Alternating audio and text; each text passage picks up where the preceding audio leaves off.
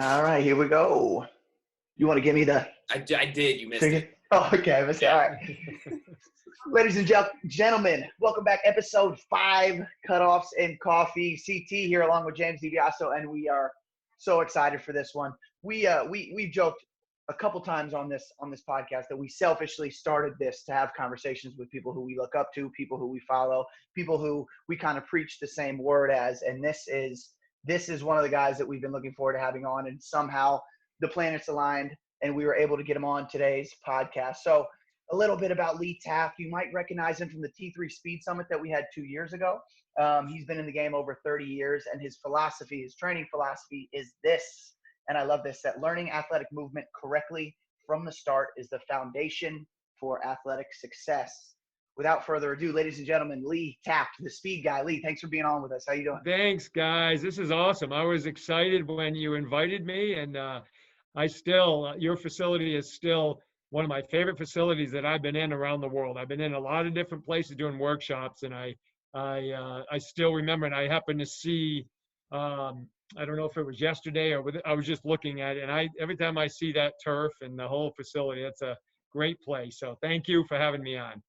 Yeah, and thanks, for coming on, and anytime you want to come back and hang out with us at the facility, you're more than welcome to. You have an open invitation. Thank you. We were able to talk to Rob earlier about a week ago.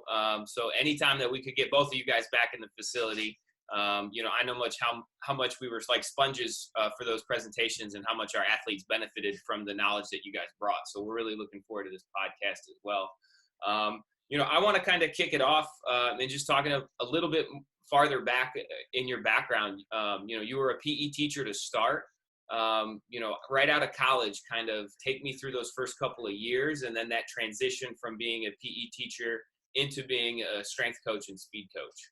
Yeah, thank you. I appreciate you asking that because, that was my heritage was, I grew up in a family of teachers. I'm the youngest of 6. My dad was phys ed, athletic director, coach, eventually administrator, and so weren't my brothers, and my sisters were teachers.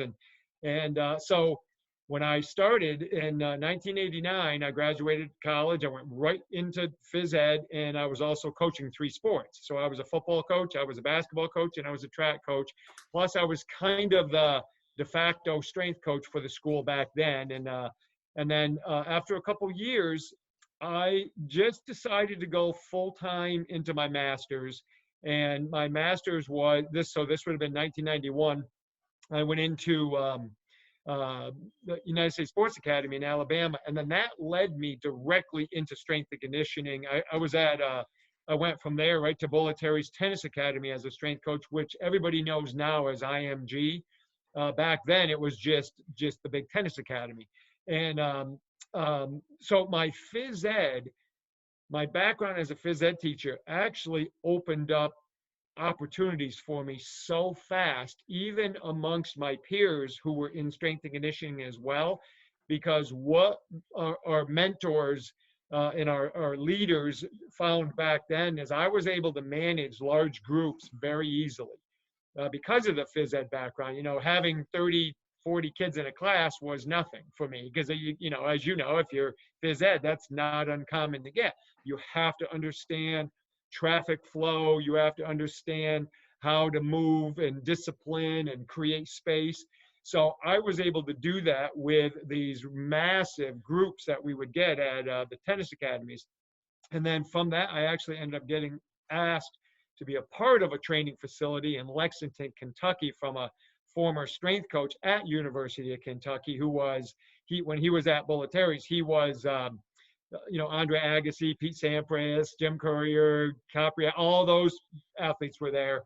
And, so Pat was the one who kind of got me the chance, but it was because I remember him pulling me aside and saying, he goes, what's your background? He goes, you handle the groups really well. I said, well, I was a phys ed teacher. He goes, I was too. And he said, that's what I'm looking for. So that gave me the opportunity to go into it. Now, what kind of changed for me is I love coaching. Like, I just love coaching. I look at everything I do as I'm just coaching. I don't care if it's strength and conditioning, speed, whatever. So when I was in phys ed, what made me want to make the leap into strength and conditioning was I didn't like the politics, and I didn't like being constrained with how I wanted to teach and coach. And in schools, obviously, if you get a kid that's a discipline problem, well, you're stuck with them. You got to have them in your class. You can't get them out. Administrators were getting less and less willing to take them out. So I wasn't able to teach the way that I really wanted to teach. Now, when I went into strength and conditioning, I had control of that. I could take an athlete out. So that's why I went that way. But what I found is I actually impacted the world of physical education much greater being in the private sector, because I could lecture, and I would lecture at a lot of phys ed conferences and state, local, national conferences. So yeah, that's kind of how it happened. And then over 30 years, it's just kind of, that's how it's progressed. So it's been a lot of fun. That, the one thing that I was thinking about is, as you were talking, you talk about classroom management and being able to manage, large groups. And is that something that you were like, oh, I knew how to do this because this is what I learned in college? Or was it just kind of natural to you to be able to manage those large groups? What helped me a lot was being a high school athlete and a college athlete. I worked a lot of camps. So I would be like a camp counselor at a basketball camp, an overnight camp or whatever. And so you're dealing with hundreds of kids. So even when I was a student, I was learning. When I was in high school, my head basketball coach used to have me work a lot of the camps that they did. So I was put in the situation. It's kind of like sink or swim. Here you are, here's your group, ready, go. So you had to figure it out. Now, the advantage I had is my dad was a long time teacher, and my brothers. So I was around it. And my sisters, they were classroom teachers, but still dealing with large numbers. So I heard it all the time. And I could just call them up real quick and ask them advice. And they would say, well, think about this. If you have this many kids and you have this much space, think about this. So it just made sense to me. And then when I got put in that situation, I think I was ahead of a lot of younger phys ed teachers, just because of the background I had with my family. They kind of set me up for success. That's awesome. I have a background in PE, and my dad was a teacher for 37 years. My mom was a teacher until she had me. And that was a tough conversation that I had with them when I was like, hey, I think I'm going to go pursue this strength coach thing full time. Now they've come around and they love what I do, and, we talk about it all the time, but it was definitely tough for them to see me leaving teaching. I think the biggest thing that I personally took away from my teaching experience was K through 12 being able to communicate with the appropriate language for whatever age group I'm in front of. Yep. And I think that's something I took for granted for a while until I stopped teaching some of the younger classes. And I would hear, other coaches talk about how it's hard to coach at that level, when there's these little kids. And for me, it was always just like, oh, we're just playing games with these kids, and it's always been fun to be able to jump into some of those older training or younger training sessions that I don't do anymore, to kind of remember what it was like to be an 8th grade gym teacher for a little while. Exactly. Yeah, that's a great point. Yep. Communication is critical.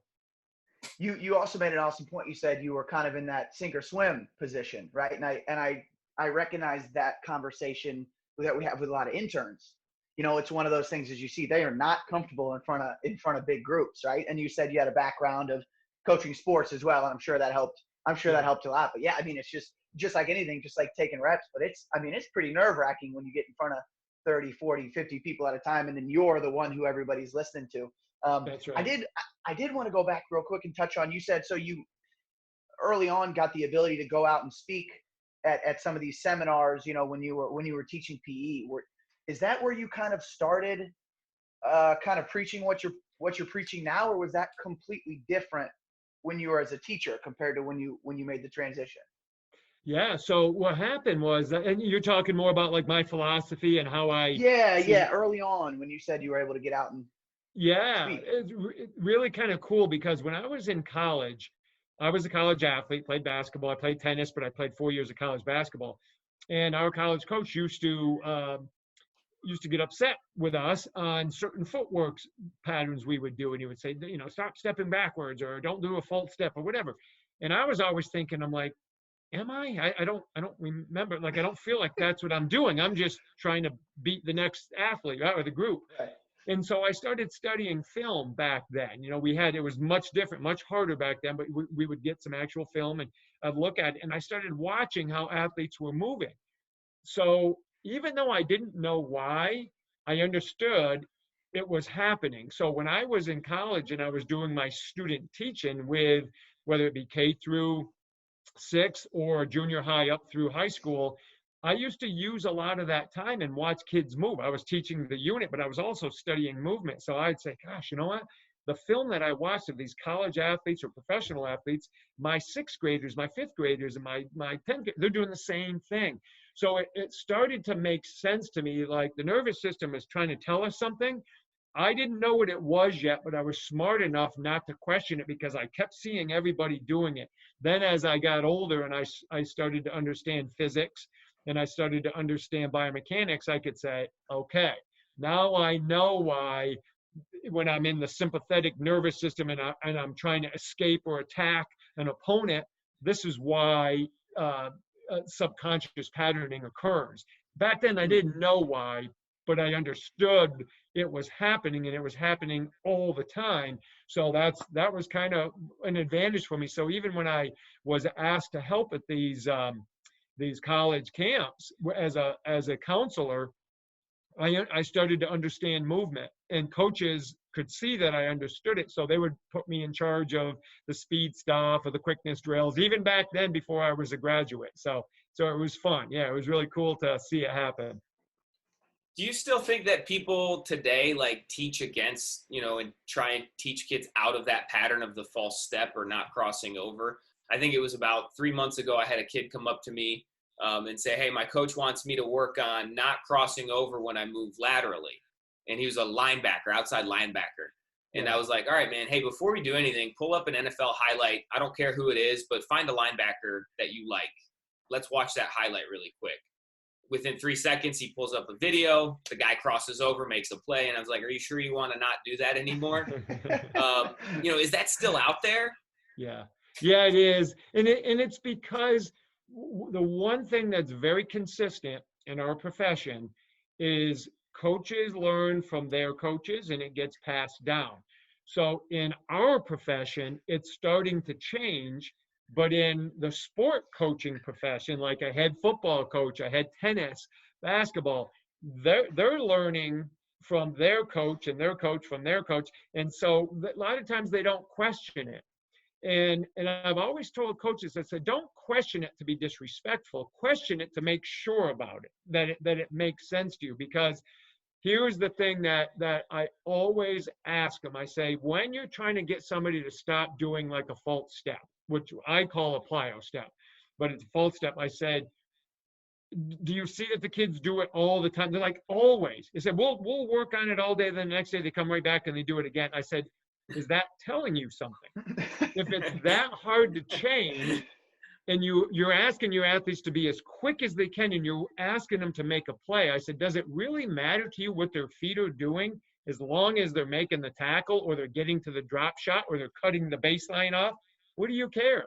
What do you care what their feet are doing as long as they're making the play? I said, don't fight the nervous system. It's doing something for us that's designed, back when we couldn't even speak language, back when we just had to protect ourselves or go get food.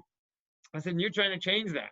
I said, if something keeps going back against what you're telling your athletes, one of two things are happening. Either athletes are not being obedient and they're not listening to you at all, or the pattern is happening because it's a natural, intuitive vehicle to move quickly. So that's the problem, is we're fighting people who haven't had our background and our knowledge and access to research. So that's why it keeps hanging around. And, thinking about right now, it's a lot easier for us to pull up some videos. Like if I want to see something you're doing, I can go and just look at your Instagram page and find a bunch of stuff I can do with my athletes. When you were developing this curriculum and your speed philosophies, that information grab wasn't that easy. And I would say now it's the hardest thing to decipher what's good information, what's bad information. But back, when you were developing some of this stuff for the first time, where did you draw your knowledge bases off of to find this stuff out, to share it? Were there other coaches that were teaching this? or was this mostly developed on your own? Yeah, so when I first started trying to investigate speed more back in the 80s, I could find a lot on sprinting. I could find a lot on, what they call athletics, which is what we call track and field, right? And so I could find that, but when I was trying to look for like multi-directional speed, there really wasn't much out there. There was a guy, Vern Gambetta, who had some stuff he did in the early days, but a lot of his stuff actually went against normal laws of movement when it came to multi-directional speed. And Vern's a top level coach, but the multi-directional was still kind of that old school, don't take a full step and don't, and so what I had to do was I just became really, really good at observing. I watched athletes all the time. If I watched film, I would study like my footwork. I'm thinking, okay, I know I'm not thinking of my feet when I'm guarding somebody. I'm just thinking of the play, and I'm thinking, okay, that's what my feet naturally did. If they tried to get by my front shoulder, they started going faster than me. I immediately got out of a shuffle and I went to a lateral run. And there was no conscious thought of that. It was just, I can't let you get by me. So that happened naturally. Then I started looking at, like, I even watched old film of like Gale Sayers, Sammy Ball, guys way back. And I'm thinking, gosh, they didn't have people like us and they're doing the same thing. So even though I didn't have, like you were saying, I couldn't punch in YouTube, crossover step and get 1,000 videos. I just watched, and it took me months and months to say, okay, this is telling me something. Now I can start to look at something else. And so I would take the world of track and field and say, how do they accelerate? So how can I use that in the lateral world, in the change of direction world? And it still comes down to force application angles, moving your center of mass, and projection of appropriate mechanics of gait, lateral gait or normal linear gait. So I just kind of pieced stuff together myself. And then as time got, moved on and we started to get the internet and we started to be able to use it years and years later, then I started to see other people, what they were teaching. And I would say, yeah, that makes a lot of sense. And others, I'm saying, yeah, but that's going against the laws of movement. And I wasn't even saying, well, my stuff's better. I was saying, no, everything that I'm teaching is just what human movement is designed to do. You know what I mean? So all mine were based around the laws and what I saw everybody do. I never really created my own drill. I just put names to things. Yeah, and now you can almost go, like you mentioned, we can go to the internet and if we have a thought, if we have an idea about movement, we can go and we can kind of, okay, yeah, this guy says it's good. This guy says it's good. But I mean, you released a DVD in 2003. Like we're saying, there wasn't a lot of information out there, and it's called Groundbreaking Athletic Movement, right? And so we're saying some things that came up in that DVD or something are cues that James and I use every day, right? Things like you mentioned already, plyo step, hip turn, crossover step, things like that. Was there ever any doubt when you were putting stuff out? Like, maybe because I'm the only one talking about it, maybe I'm wrong and all these other guys are right. I mean, was there any doubt before that, or did you say, hey, I've got this figured out, I've watched enough film, let's go ahead and go forward with it? Yeah. Oh yeah. Matter of fact, there was a guy, I had a business coach way back. And of course, back then I never created a product for the first 15 plus years of my career. I was like everybody else. I'm working 16-hour days or more and just grinding and doing everything. And I owned my speed academy in New York. Okay. I had a place there. And so I'm on the phone with this guy and he was saying, Lee, if you don't create a product on this, I'm going to do it and I'm going to steal all your stuff. And I'm like, but people don't want to know this. He goes, I'm telling you, this is stuff that nobody's talking about. And I'm like, all right. So I hired a guy. We put the video together. And I'm telling you, I had more comments on that. I had many people said, you just made me take a huge breath of fresh air, because they would say, I kept seeing athletes doing these things. And I felt like, because they kept trying to stop the false step or allow them to pivot, because that's what the coaches were telling them to do. And they realized, like, after watching, what our athletes are actually doing was what I was trying to, endorse. So, but I also got a lot of, coaches who said, no way, you're going to have everybody doing it wrong. And I'm like, I haven't invented anything. All I'm doing is this is what I'm seeing. I said, if Gale Sayers and, back in, O.J. Simpson and all these guys way back in the 60s and 70s, I'm watching them move. I'm like, this is how they move. And we're doing the same thing. I said, why are you guys trying to stop what happens naturally? So in my early years, I was a punching bag. I took hits from everybody. And until even some of the really big, well-known companies that we all know, some of the biggest ones, they were totally anti. Well, then what happened is over time, they kind of came around and then came out with, emails saying, after further study and review, we believe these things. And I'm like, good for you, because now we got a lot of coaches that are going to now fall in line, because coaches will follow people who are supposedly the top, right? They follow them. Right. I'm like, you can't. You got to pay attention to human movement. Stop trying to invent a drill for YouTube. Follow human movement. This is how we move. And that's why I think I've been able to kind of, stand the time over 30 years of teaching the same exact thing I did in the 80s till now, because it's all built on laws of human movement. Did you ever get that I told you so moment? Did you get to have that? Oh, I do, but I keep it okay. to myself. I keep it to myself, and I'm thinking like, yeah, it's like one of those things I kind of in my own room here. I'm like, I told you, but I never say it out to them. I'm always like, good, because now more coaches will be educated, and that's my whole thing. Mm-hmm. Well, I was going to say with the name, the Speed Guy, right? That comes with a lot of pressure, and that's got to be, like you said, you were able to develop this and use the same coaching cues and the same movement patterns over the last 30 years and have been successful. Where did the Speed Guy idea come from? I mean, I use it when talking about James a lot, because he's the one he's learned a lot of his stuff from you and from Rob, and Rob says he's learned a lot of stuff from you. Rob Oshinsky, for people who are listening, if they didn't get an opportunity to listen to our last episode with him on, what kind of comes with having that name, right? Like people look to you for everything that is speed. Have you been able to kind of handle that? Yeah, I appreciate it. And here's a funny story is when I was at the tennis academies down south in the early 90s, I was sponsored by Reebok one time to do a clinic at the Doral, which is known for golf, but it was also the site of the largest junior tennis tournament in the country. Okay, it's called the Easter Bowl, and it's all the top players in United States play there.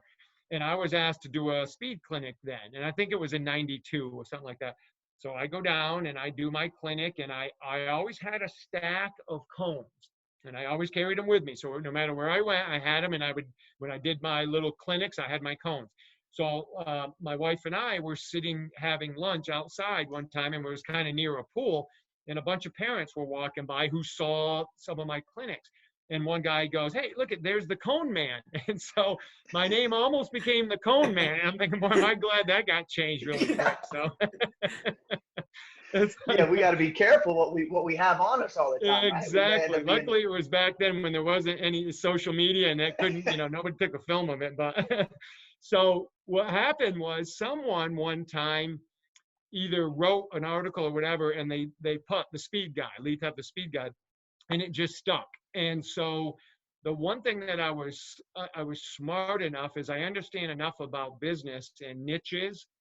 And if you have a niche, it's easy to market to that niche. So I knew multi-directional speed was something that a lot of people didn't have a firm grasp of. Because of that, that's allowed me to work with professional sports, go over to Europe and Asia and all these to teach my systems and my philosophy of multi-directional speed, even though I love the weight room. I mean, I'm just as passionate about, lifting and programming and all that stuff, but I was smart enough to know, hey, this is what I got tagged as. So I ran with it and studied it and understood it. But yeah, that's how it happened. And that's, and I take a high responsibility for that. I study a lot about it, and I try, because I know people will be asking or saying, well, what does Lee think about this? And I get questions, multiple questions daily on techniques. I even get videos sent to me to have broke down a lot. So yeah, it's a fun responsibility, but it's a big one. Yeah, that's cool.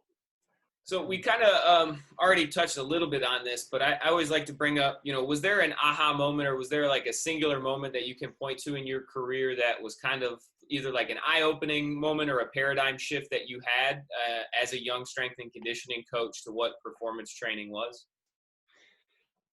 When I went to the tennis academies when I was young, so back when I grew up, performance training really was, it was like you either played your sport or you went to the local, underground gym and bodybuild, right? Those were the two things.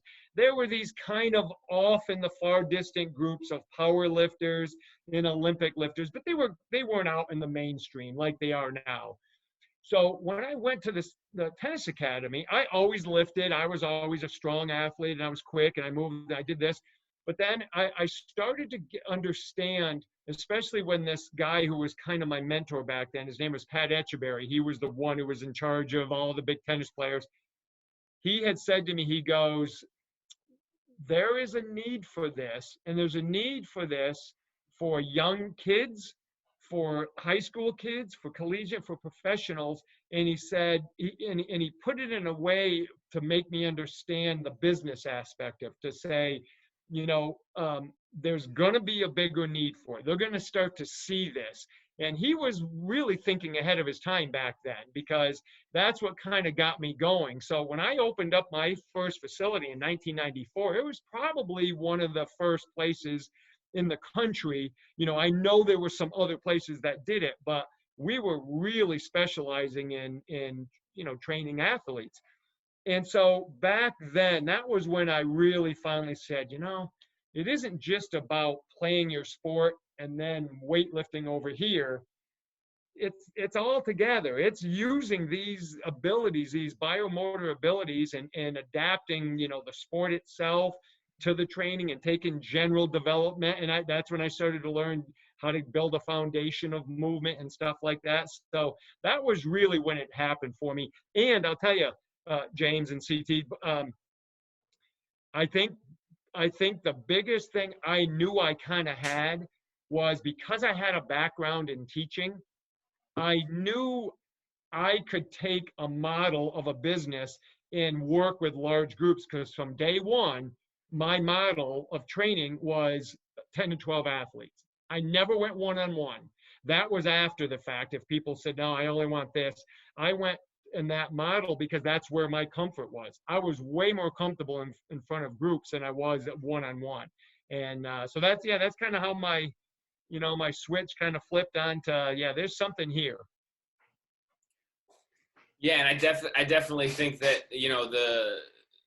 the environment of a PE class for me was way different, but it helped me manage classes. But I could never get rid of the 28 kids that didn't want to do the drills that I made up. But those two had a great gym class. Whereas flip it now, I get 15 kids coming to see me multiple times a day when we're operating, and every one of those kids wants to be there, and I'm not always the sole energy provider to those sessions.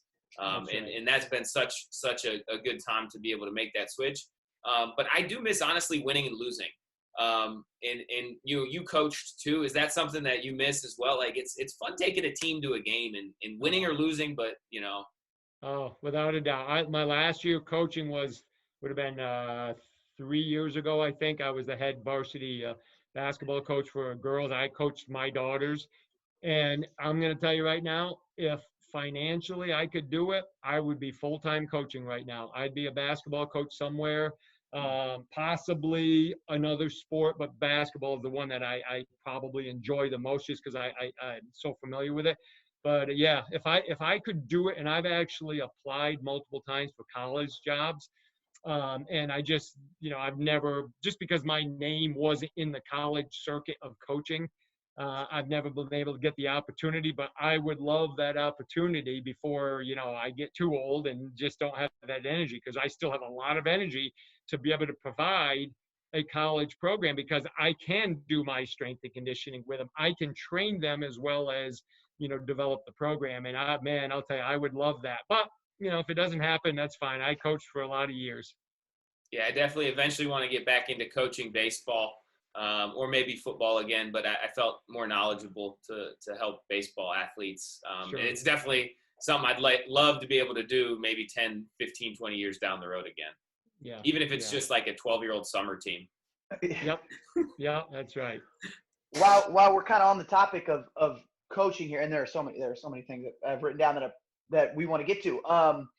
Can we talk application real quick? So Yep. If there are coaches listening, if we, the baseball coaches, the basketball coaches, what are some things that say like 1, 2, 3 exercises or drills that they can take and start using right away to help benefit their athletes? Yeah. So I think anytime you're dealing with athletes and you're trying to improve their performance is always understand a couple things that they have to do, because context matters to athletes. Some of the mistakes I think we make in our facilities is we isolate movement out of their sport so much that the athlete doesn't have context to actually how they want to move. For example, anytime I do an acceleration drill, if it's linear, lateral, maybe opening my hips like a hip turn and going backwards, I always put it in a competitive situation. Maybe if it's even me dropping a tennis ball and they have to get it before it bounces twice, or they have to race a partner. So I call those escape drills. Okay, they're escaping space and they're trying to attack a new space. All right, and that's critical for every sport. If we do things like that, athletes understand that. So when I say to them, hey, you know what? You got to cut that person off when they get there. Even though I'm teaching the mechanics, I'm breaking down, arm action, whatever. But if I can quickly say to you, like you, CT, as a football player, I could say, hey, come on now. You got to get there, right? You can't let's not be chasing the whole time. You got to go, go get there early, fill the gap, or go, close space real quick. That makes sense to you because you've lived it, right? So I'm really big on whatever drills I put together on making it somewhat competitive and then giving them context as to why we want to do that. So I think any linear acceleration lateral, we're going to make it competitive. And then I'll take any of the 7 movement patterns that I frequently teach and I break down for coaches and for athletes. I want my athletes to be really efficient on those 7 patterns. And that allows me to be able to go general. So, I just talked about acceleration. That's one of them. Well, max velocity is another one. I don't know that we have to have expert sprinters, but we have to have athletes that understand how to get in good posture, how to sprint, because there is not an activity that I can do that can mimic the speeds of a sprint. Okay, the ground contact time, the amount of force of a leg coming through from backside to front side and then from front side to down to the ground, that's so hard to duplicate. So I think those are really good for all, especially younger athletes, to have. And then I'm going to tell you the other skill that I would make sure, aside from jumping, I'm a big fan of various jumping skills, but is being able to retreat. Most sports, other than like track and field or whatever, if an athlete cannot retreat quickly, like be able to open their hips, and even if it's just opening up on an angle, like, maybe James has to, if he's playing shortstop and he's got a hard hit ball in the hole, being able to open the hips really quick, explode and close that gap down to backhand a ball or whatever. Those are skills that I want my athletes to be able to do and coaches to be able to implement. So acceleration, hip turn, and then I just think if you can teach athletes how to do max velocity type sprint work, whether it's flies or buildups or whatever, I think those just transfer really well to performance. Awesome. So it's a lot to unpack there. Holy cow. As you're talking about like max velocity, we're lucky enough to have a Woodway treadmill at the facility, but we usually, at least early on when I was a young coach, I'm just like, let's see how fast we can get kids on this thing. Now I use it more of a tool in terms of trying to like analyze cycles and stuff like that. Have you had any experience working with combine athletes getting ready for their 40s and helping them through that? And then kind of like from a 40-yard dash perspective and tying those two things together, like what do you feel is more important? Is it that max velocity output in that cycle, or is it going to be from our start and acceleration? I would say and again, and I always hate giving this answer, but it does depend. But I would say if you were going to ask me, I had to choose one or the other, the later stage of the 40 or the first phase of it, I would always go first phase because it's so hard to make up the distance in a 40. If it was 100, I might say, yeah, well, Usain Bolt was behind most of the time at the start, but who's gonna catch him at the end? Nobody, right? But in the 40, if you have a really bad start, you're not going to make it up and get a quality time that you could have. So I'm real big on making sure athletes understand how to accelerate, because if I can get arm action, leg action in good positions, good setup positions, it will translate well when they go from this lean to standing up to finish the last 12 meters of the 40 or 12 or yards of the 40. So I think if we can get them to understand, that quick push and punch drive phase, then I think the latter phase is easier to get them to do. But if you get them to be really good at max velocity, but they can't come out of the hole quick, and they have a hard time getting that first 15 to 20, I just think it's so hard to make it up at the end. So, and really posturally, it's very similar. It's just that I happen to be on a lean at the beginning and then I stand up. Forces are a little different, but my knee height, my arm action is very similar. When I stand up, they adjust a little bit, but so I can still get max velocity characteristics from my acceleration. But if you give me a little longer, then I'm going to probably say I need to have max velocity ability. Is that one of the reasons why you're a big Olympic lifting fan as well? Just because that quick twitch, that force development, all those aspects? Not necessarily. I do feel I'm a big fan of it because I think it teaches qualities of stiffness, of control, of finishing movements, of which running is. You got to finish. You can't be a squatty runner and be good. You got to be able to finish. And I think Olympic lifting teaches really good coordination. So from that standpoint, but there's been athletes that I've had that were phenomenal track athletes, even at the high school level or collegiate level, that I never did a lot of Olympic lifting for various reasons with them. But I do love them. I think Olympic lifting is great. I think too many coaches look at it the wrong way. They're looking at it and they say, no, it's dangerous. We don't need. I'm like, you're looking at it the wrong way. You're not establishing it for what it is. It's not a powerlifting, I'm going for 500 pounds to set a record. It's to exploit my central nervous system and the qualities that go with it. That's the benefit for an athlete. I think this is something that I struggle with too, because I love weightlifting so much. I started a barbell club 3 years ago, and it's grown, and I love teaching it. And I think people often view me more related to that barbell club and like, oh, he's just teaching Olympic weightlifters, to build Olympic weightlifters for the club down the road. We don't really need to be that in depth with the Olympic lifts, but I don't think there's any substitute for them in terms of the velocity output and the force output that we can get from it, because we don't have 200-pound kettlebells, but we can do sets of 3 power cleans or even high pulls. And I think one thing that I found is like, if somebody's like, I don't want to do any Olympic lifting, I'll be like, okay, great. We're going to do 5 sets of 5 high pulls. And they're like, okay. And they don't, it's the same thing to me. Is there a way that you explain this to either your athletes or your clients when you kind of have issues with, maybe people, and I don't know, you've been, in the game for so long and you're so well respected, do you find that people still kind of question your tactics and methods still?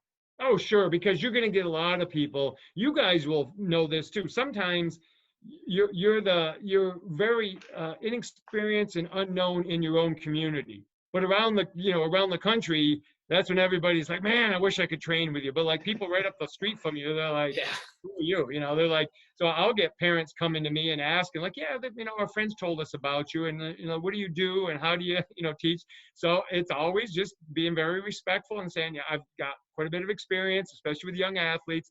And regarding your question of like Olympic lifting, with explaining it to them, I try to get them to understand, if we want to be quick, movement is about expressing speed, power, elasticity very quick. Okay, we've got to be fast at it because I need the athletes to not be thinking about every single movement they're going to have. I said early on, we got to teach them how to hold the bar. We're going to teach them how to expand. But once we do, now they're like a projectile.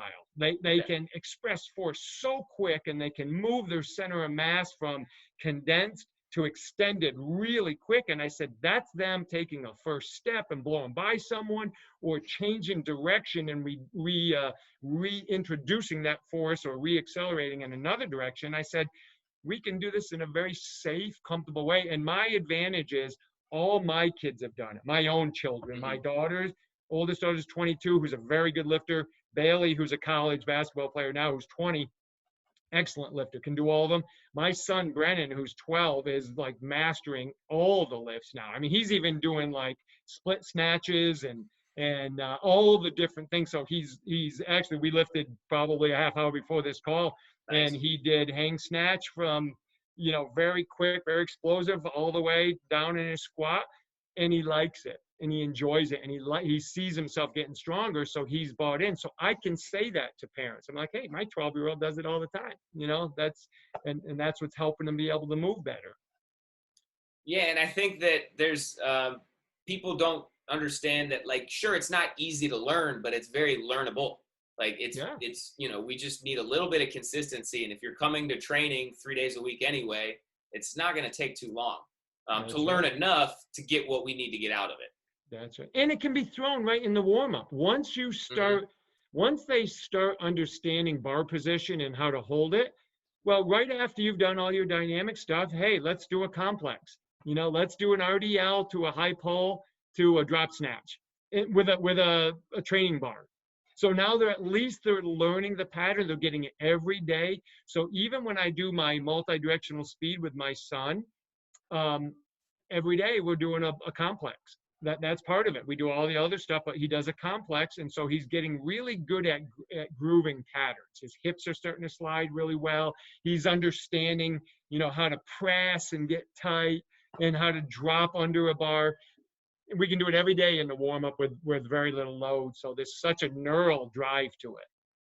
I love that. Do you have a preference? Like if somebody was like, all right, you're only going to be able to snatch or clean and jerk the rest of your life, what do you pick? I'll give you two answers. One of them from the teaching standpoint, I teach the snatch so much quicker than I do only because a lot of athletes it's hard. Like my son, he had a hard time letting that bar sit on his shoulder, wasn't comfortable, his wrists were sore. Snatch, he did day one and just got it. He understood it, he could get it. My daughters were like that too. My older daughter was a little better with it because my younger daughter has a little bit of issues with her elbows.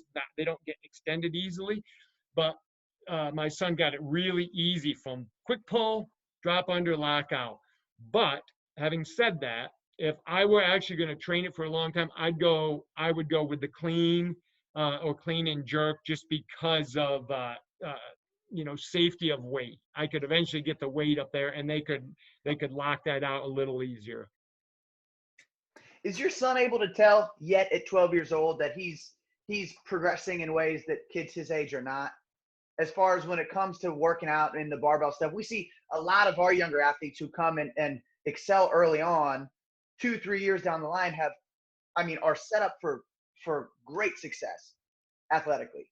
Is your son is that all starting to click with him at 12? I mean, if you just go over to Lee's Instagram, he's got plenty of awesome videos of his son doing that kind of stuff, and he is moving well. And it's shocking he's only 12, and it's awesome that he's got such a great base. Is he starting to feel that a little bit? Is he starting to understand that?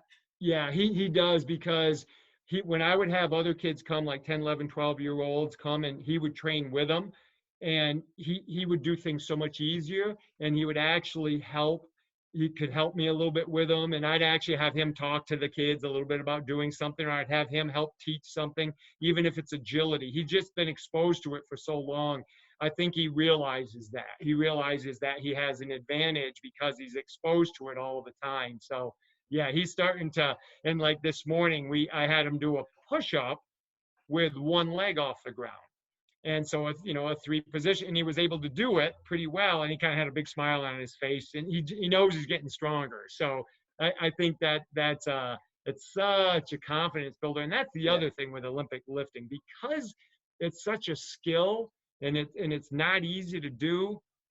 When kids get it, man, that's a source of confidence. It's hard to give them, like if they get really good at high knees, they're like, yeah, all right, yeah, okay, now I can do high knees. What's next? But if they can do, a clean and a jerk or a drop snatch, they're kind of like, they're walking around with a little bit bigger chest, saying, hey, I can do this, and you can.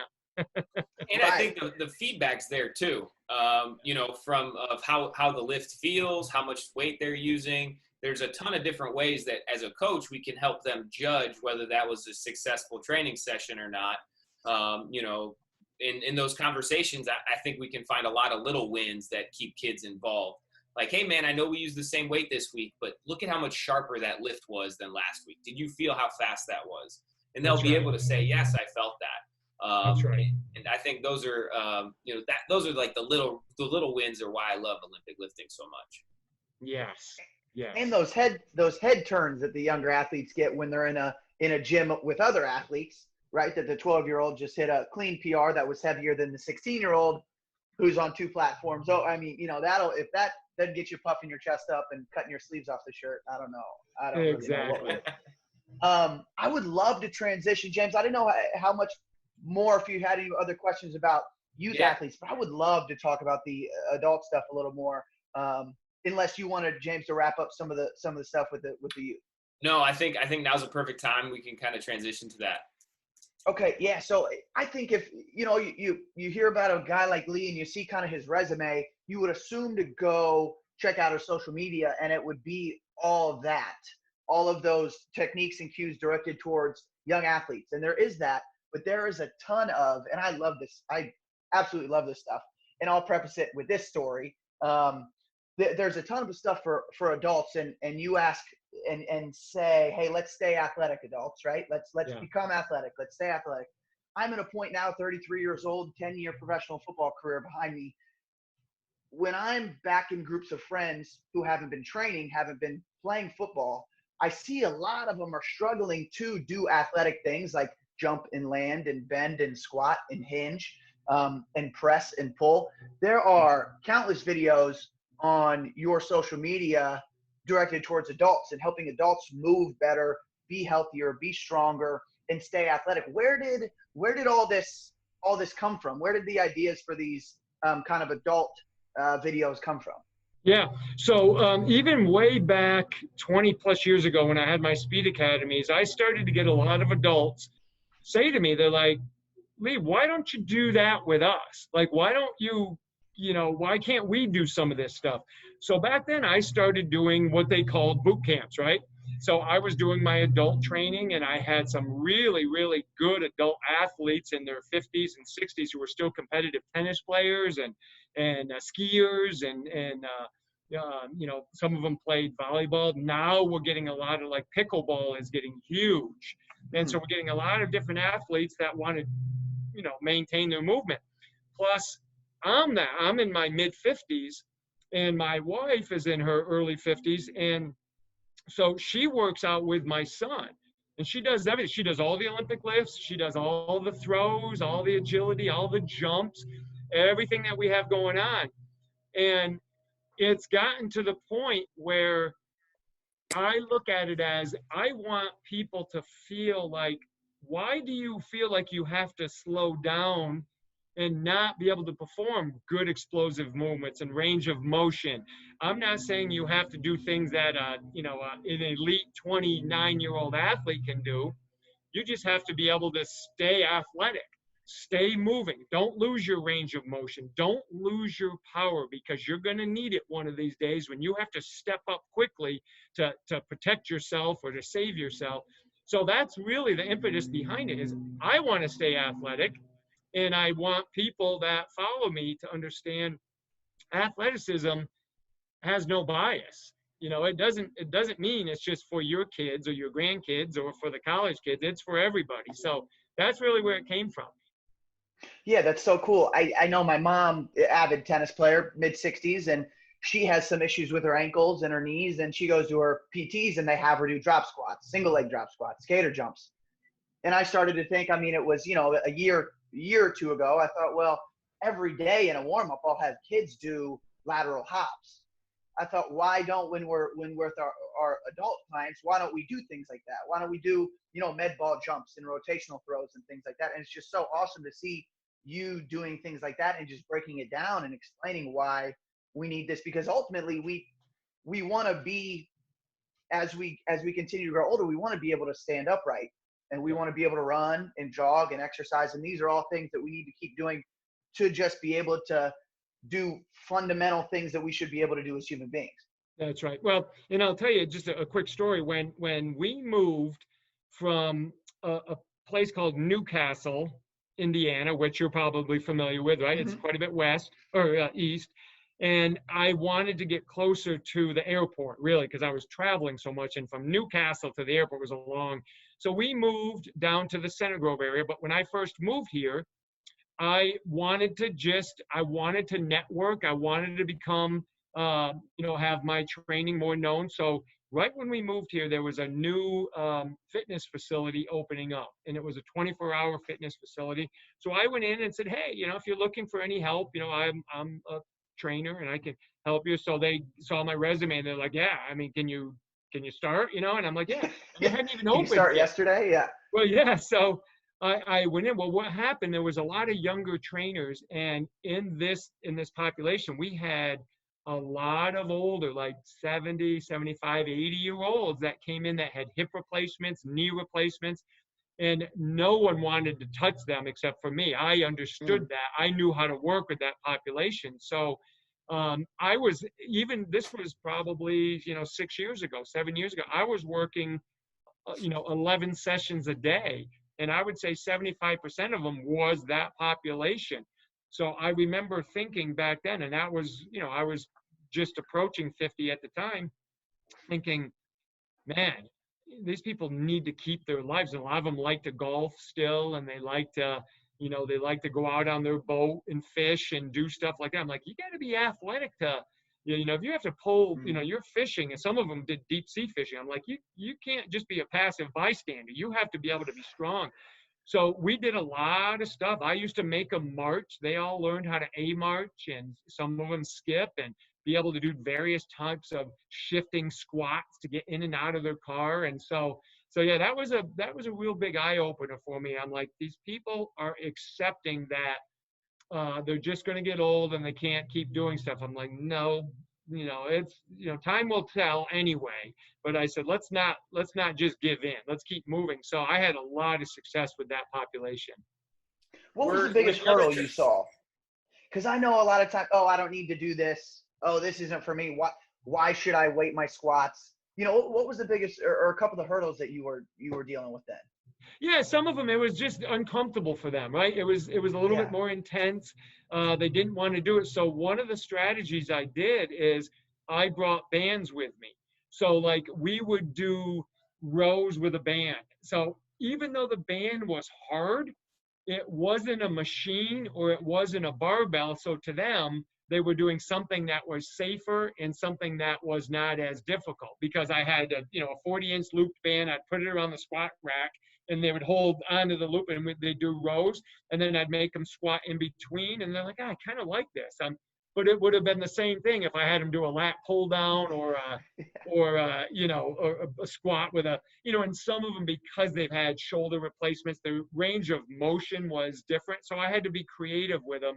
But it was just telling them, like, I will never ask you to do something you absolutely don't want to do. But I said, your part of the bargain is you got to trust me that I'm going to get you to be able to move better. And the little bit of discomfort you're going to feel isn't nearly as bad as the surgery you had and you couldn't get out of bed for a while, right? So I said, let's see if we can avoid that. So I was very honest and open with them. And plus the fact that I was older, I think it helped them understand that, like, I'm not that far off you guys, you know what I mean? And I'm still doing everything. I'm moving because I never let it get away from me. Were the other trainers just like taking notes and they were like, oh, like, were they absorbing kind of that information? And what was that dynamic like? Did they realize kind of who you are and who you'd work with before you walked into that facility? Not a lot of them didn't. A lot of them were just local personal trainers, younger people. And but what happened was, it was so quick back then. They would just get on their phone real quick and they would, punch it in, and then they started following me. And a lot of them actually because I still had my garage training that I did, but I was just trying to get more into the population. So that's why I started working there, to network more. So some of them would come to my house and I would just teach them. I would teach them speed and movement and techniques like that. So I was very open with them. And I told them, if you want to come around with me when I'm working with these clients, you'll see what it is that we do. So yeah, a lot of them I was glad. There was a couple that, like, they didn't care. They just wanted to collect their money and then go home. But there were several that, yeah, they hung around and would follow me. And then I would invite them to come to the house and train in the garage with me. That's awesome. Always teaching the next generation of coaches out there. Yeah, definitely. Yeah, and I know what we start to notice with our client population as well is kind of the more they complain about it being hard, the more they're really enjoying it, right? And the more they'll come back for that. I know that's something that he and I have talked about, because I said, man, I can't. They just keep complaining. Am I doing something wrong? Is it? But then it's the next class you're teaching, they come back and they're there earlier and they're ready to go. That's right. Which is awesome to see. So I do want to ask this question. We've covered a lot of stuff, and I love having this in here, especially with your knowledge base and everything that you've done. We've talked Olympic lifting, we've talked kind of the youth and adult training, we've talked about the competitive environment that we need to have in training, which is something that James and I always preach. We think that's so important. What do you think as coaches in strength and conditioning, as athletes who love the weight room, what's something that we are missing that would make us better if we started doing immediately? I would say the biggest thing that I have really tried to emphasize over my career, and I've gotten better at it, and in the last decade or so, I've put a tremendous amount of emphasis on getting younger coaches that have worked with me or that have sought out my advice, is understand how coaching really occurs and how learning occurs and how teaching should occur. Because sometimes we feel that the more we say, the more the athlete is going to absorb the information. So on the outside of that shell, it does appear that way. It seems like if you say 6, 7 things to the athlete, well, they're, all of a sudden they've adjusted their knees and they've done this and that. Well, there's so many things that go into the neural dynamics of it, the actual learning, the stored memory, the prediction model, things of that nature. So I think we have to have a better idea of how an athlete actually learns. So they learn through implicit environments where they have to solve problems, because when they solve it, it becomes, it's like learning to ride a bike. There isn't anything that any of us can say to help a young kid ride a bike other than how to hold the handlebars and how to pedal. Other than that, it's a proprioceptive kinesthetic feel. We have to put them in an environment where they feel that. So for example, if I'm trying to teach someone how to do a hinge, okay, an RDL, and if I keep saying, well, do this with your back, your chest up, and your shins stay vertical, this and that, they're going to be like, what? I just can't feel it. But if I were to just say to them, hey, listen, there's a door about 1.5 feet behind you, just let your butt touch the door. Okay, let your butt touch the door, keep your feet flat, touch the door. A lot of times they'll glide right into an RDL. or put a bench right in front of their knees and say, hey, don't touch it. It's what we call guided discovery. And it's a solving of problems. And that's what we want.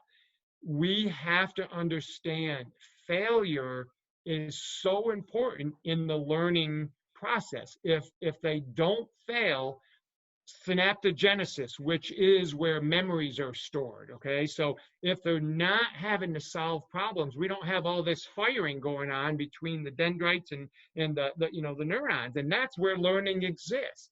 So we have to not tell them the answers all the time. We just guide them. And we use what I like to call summary feedback. It would be like I could say, hey, CT, how did that feel?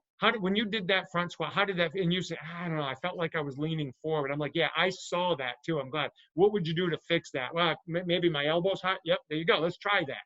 That is now, I'm not telling you what to do. I'm guiding you. You're the one who's solving the problem because you felt yourself off balance.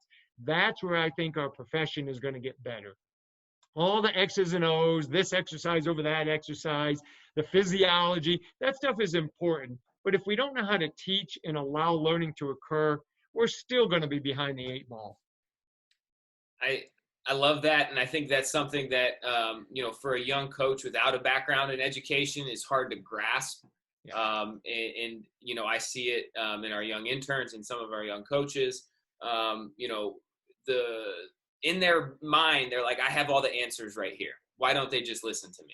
Yeah. And I think that's what, you did such a great job of explaining that in a way that was, digestible for anybody. I'm going to make all our coaches listen to this, especially, I think there's a lot of good nuggets here. I think one thing is that from experience, or is that from your teaching background, or is that a little bit of both and just being around athletes for a long time where you're able to get that insight from? Yeah, it's a little bit of both. It's from making all the mistakes, and figuring out, gosh, the athletes seem confused after that lesson. And the next day I'd go back and I'd try to say less. And way back in phys ed, I can remember the terminology of guided discovery. My teachers used to teach us, like, sometimes it's not about you instructing them. It's about you just supporting what they're doing and keeping them on the track. Like if they start to veer off too much, don't tell them too much. Just give them a little bit of guidance to get them back on track, because once they solve the problem, then the learning is going to occur. So, and the other thing is, I've spent a lot of time learning about the brain and how memory actually occurs, because everything we do is a memory, right? It's being able to recall, whether it's a movement, a sound, verbiage, what I'm saying, and I use this a lot. Like if I were to say to you guys, the cat is about getting ready to climb well, you guys would think tree, right? That would come into your head. Well, that's how movement is. If I'm guarding somebody in basketball, and I've noticed, I've played this person for 4 years in practice every day, and their go-to move is an inside out, and then they drive. Well, I know that's coming. That's experience. That's the prediction model in play. So one of the biggest skills we can teach an athlete is how to read the situation. If I'm going to teach them how to cut, well, if I can read what the environment's like, how much boundary space do I have left, how fast is that athlete, when we put them in environments where they have to solve the problem, that's the best thing. So think of fielding a baseball. I could have you watch video and talk you through it for a year, and the first time you have to hit a hard hit line drive, you'd probably duck for the hills, right? You'd get out of the way. But if we slowly got you to do it, and eventually you're going to be like, yep, your hands are right in the right place, the glove's there. You only get that by reading the speed, the pace, the distance, where you are, your hand length, the glove. That's how you make plays. Movement's the same way. It's just done a little bit different because I don't have to, I'm not catching a ball, but it's the same thing. That's all about the brain and how we solve problems. I always think, as you're describing that, fielding a ground ball, I always, think about Olympic weightlifting. And I've been to a decent amount of competitions, and there's always somebody out there with their lifter on the platform, and the coach is sitting there, and they're about to touch the bar, and you hear, keep the bar closed, push through your legs, stand up. You're like 8 million cues. They stand up to clean. They're all excited. And then here comes 8 more cues, and then they miss the clean or miss the jerk. And it's just like, whoa, that was a lot of information to process. And, I think you summed it up. Like, by that time, man, it's just memorizing movement patterns that we shouldn't be thinking. We should just be lifting.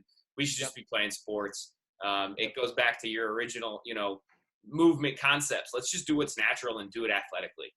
And I love how simple you explain it. Well, exactly. You know what that does? That gives us the best environment to assess and make corrections from, right? So if I just saw you, miss a ground ball to your backhand side, well, I can now give feedback.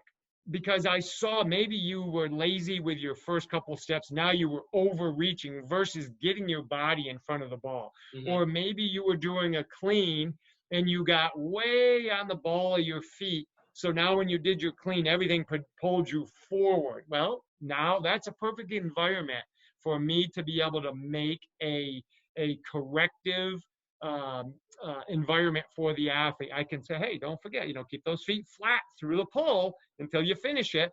So allowing them to go live is the best environment for us to give feedback. That's the best place to do it. So yeah, I think that's a perfect example of that. Awesome. Well, I think, that is about all the time we have. And, that there are so many good things that we talked about today. I really appreciate your time. So far, we've had you and Rob on this podcast. And, from my standpoint, and, CT hears me talk about you guys all the time. Like, you two specifically have really shaped how I coach athletes. And I've been in front of thousands of athletes. So those athletes that I've been able to work with are better because of what you've been able to teach and put out there. So first and foremost, thanks for that. And then thanks for taking the time out of your day. I know that this is kind of a crazy time, but, when we have time for everything, that means we get nothing done. But I'm so appreciative of your time. And that's a saying I keep telling myself every day, so I do things. So again, I appreciate the time you spent with us today. And one more thing before we go, and I'll have to get your address. I know you're big into bands. So recently, I developed a recovery tool. And I'm going to send you one of these, but it's a foam roller, and I don't know if you see. I don't think there's anything like this out there. But it stores. It's a roller to go. It stores all your bands inside. So I'm going to send you some Underdogg Fitness bands, an Underdogg Fitness roller.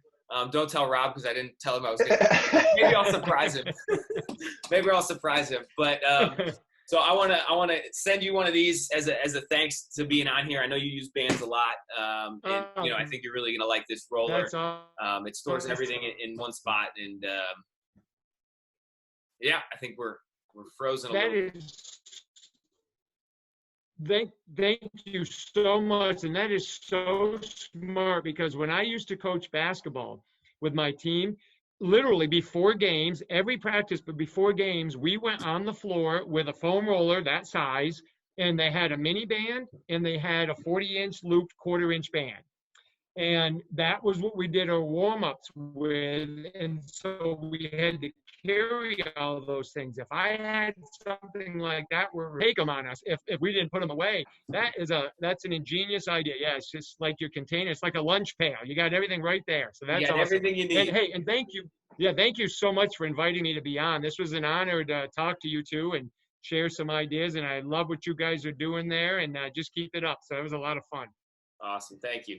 One more thing real quick. We want to, send as many people your way as possible. I don't mean to fill up your schedule because we know you're a busy guy, but where, and I've talked about your Instagram a little bit. Where can we find you? Instagram, Facebook, where on the socials are you active? Yeah, so the best, anything at Lee Taft will get you on the Twitter or Instagram. And then if you just YouTube Lee Taft or Speed Tips for My Garage, anything like that, or Athletic Adult but if you just go Lee Taft, you'll come up with all those free videos that I do. And then leetaft.com is our website, and they can find all the resources. So thank you for letting me share that.